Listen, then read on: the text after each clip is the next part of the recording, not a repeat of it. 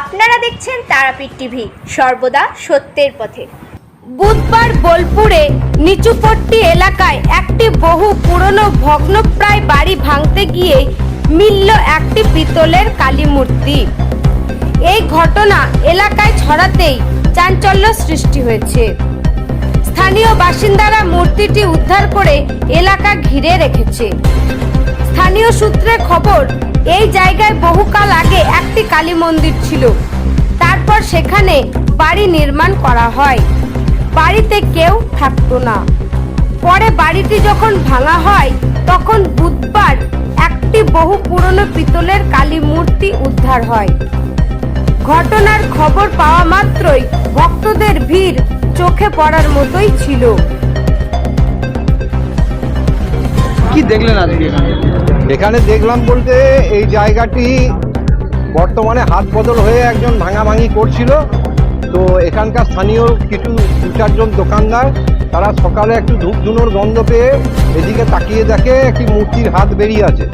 পরে আমাদের এইখানকার স্থানীয় একটি ছেলে ব্রাহ্মণের তাকে ডেকে তারা এই মূর্তিটি উদ্ধার করে। ছেলেটির নাম হচ্ছে রামকৃষ্ণ চ্যাটার্জি এবং এই মূর্তিটা এখানে দীর্ঘদিন ধরে বহু পূর্বে সেই সিপাহী বিদ্রোহের আমল থেকে এখানে একটা পঞ্চমুণ্ডির আসন হয়ে কালী প্রতিষ্ঠিত ছিল। সেই বর্তমানে সেই মা কালীর পুজো বোলপুর কালীবাড়ারি তলায় অনুষ্ঠিত হয় চৈত্র মাসের 20 তারিখের পর শেষ মঙ্গলবার।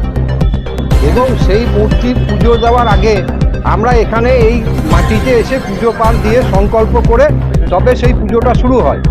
এবং আজকে এই মূর্তি পাওয়ার মধ্যে দিয়ে মোটামুটি প্রমাণিত হয়ে যাচ্ছে যে এইখানেই মূর্তি ছিল এবং পূর্বেও এখানে পুজো পাল হতো।